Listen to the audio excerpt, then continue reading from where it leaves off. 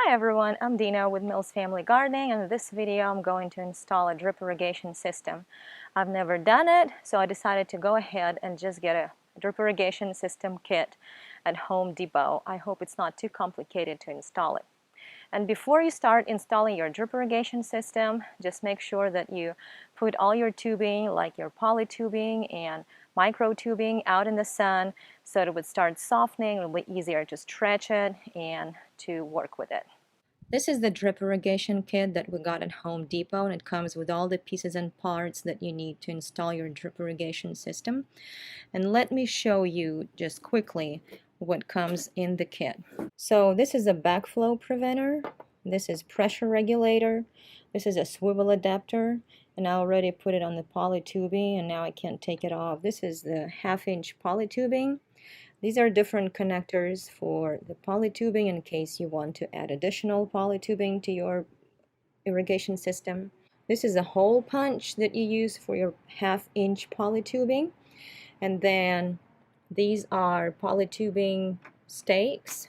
These are hose ends to use at the end of your 1/2-inch poly tubing to stop the water flow. And this is a 1/4-inch micro tubing.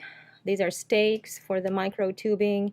This is a ball valve to open or stop the water flow. This is used for the micro tubing. And then these are goof plugs in case you want to close any holes you don't need. These are barb connectors that you use at the end of micro tubing, and also you use them to connect the micro tubing to the poly tubing.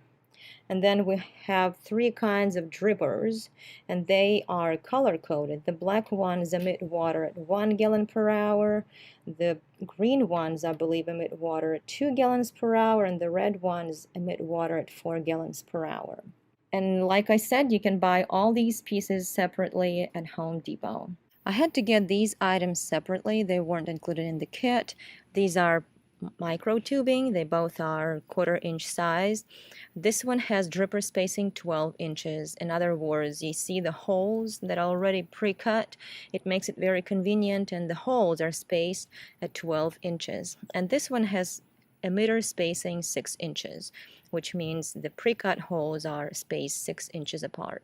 If you want your drip irrigation to be automatic, you can just set it on the timer, and the timer will turn the water on and off for you. And also, if you need to go on a vacation, you can set your drip irrigation on the timer and not worry about your plants. So now I'm going to take this backflow preventer and pressure regulator and connect them together. And then I also have this swivel adapter that I already put on the poly tubing, 1/2-inch poly tubing. So I'm going to connect the swivel adapter with this pressure regulator and backflow preventer. And then I'm going to connect all this to my faucet. You can also connect it to your hose if your faucet is a little too far from your garden area, but this poly tubing is long enough for it to go all the way from the faucet to our garden area. And if your faucet is leaking like this, you can get an extra rubber padding that usually comes with a hose and put it inside of the backflow preventer. And so I have my poly tubing connected to the faucet, and as you can see, I already took it all the way to the garden area, and it's actually long enough so that it can go all the way to the fans. If your poly tubing isn't long enough, you can just use this connector and connect your existing poly tubing with the second one, and that way your tubing will be longer. And to fasten your tube ending, you can just use the stake that you put on your tubing, and then you put the stake in the ground. I had to get a second poly tubing at Home Depot because this one is enough only to take it to the garden area. Now I need more poly tubing to take it to all my vegetables. So I'm going to cut the main tubing right about here with my hand pliers, and then I will use this T connector, and then I'm going to take my second poly tubing and put it into this side of the T connector. And now I'm going to take my second poly tubing and pull it all around my tomato plants. To make the installation of drip irrigation system easier without having to punch a lot of holes for drippers, I'm just going to use this micro tubing with pre-cut holes in it. They're spaced at 6 inches, and I'm just going to insert it here into the poly tubing. And I'm actually going to use this little ball valve to connect this micro tubing to the poly tubing in case I need to turn the water off just for this raised bed.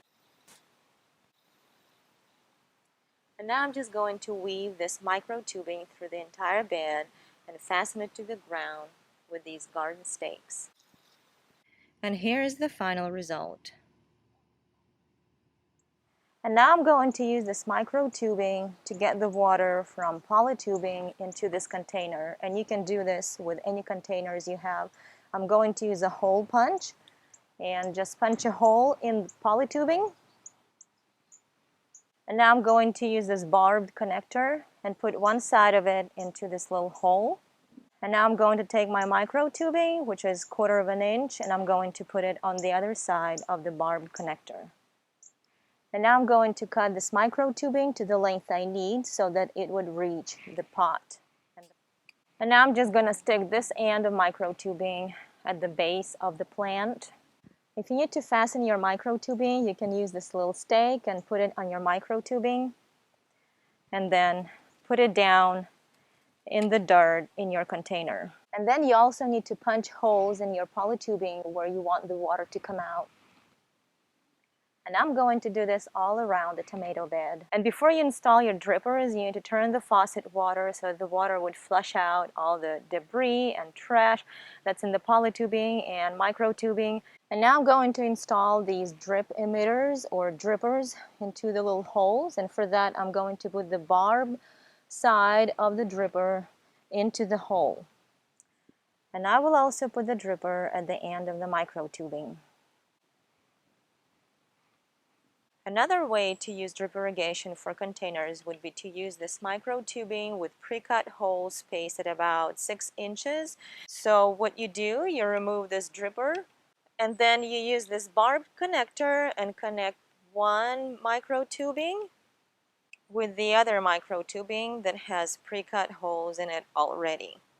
And so what you do now, you put this micro tubing with pre-cut holes all around your plant evenly so that the water would be distributed evenly around your plant.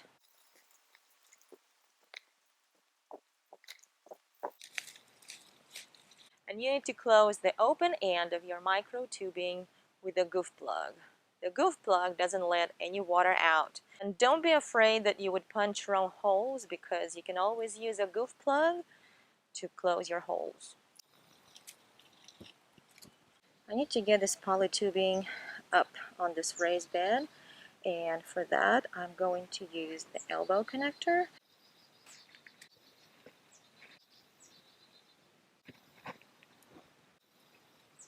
And I'm also going to install an elbow connector up at the top of the raised bed. And for each section of your garden, you can install this ball valve so that you can turn on and turn off the water in that specific area.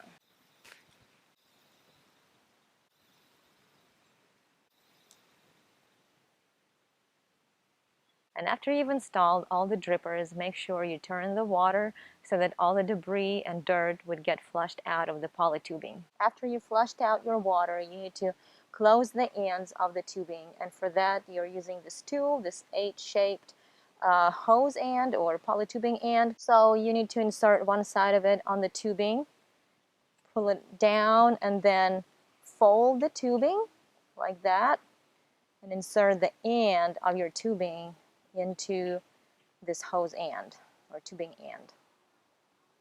And that way it will keep your tubing closed and the water is not going to run out of here. Alright, I installed the drip irrigation system and turned on the water, and it's going well. And there is another dripper, and my only suggestion would be to put these drippers on the side of the poly tubing like I did there instead of the top, because in my opinion they work better when they're positioned on the side of the polytubing.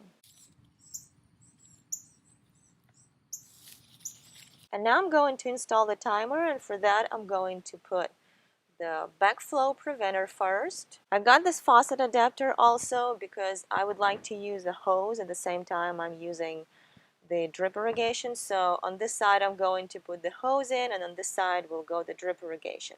And so after the backflow preventer, I'm going to put this Y-shaped faucet adapter. On the one side of this faucet adapter where I'm going to use the drip irrigation, I'm going to put this timer on. And now to the timer, I'm going to connect pressure regulator.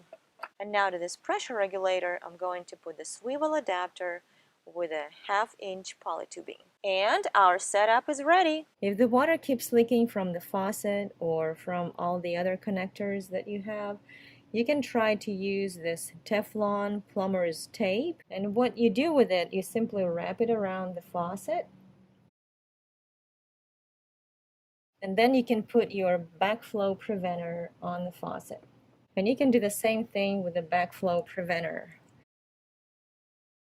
And then you can put this Y-shaped faucet adapter and the timer and the pressure connector and the swivel adapter on the backflow preventer. And that should stop the water from leaking from your faucet and from all the other connections that you have here.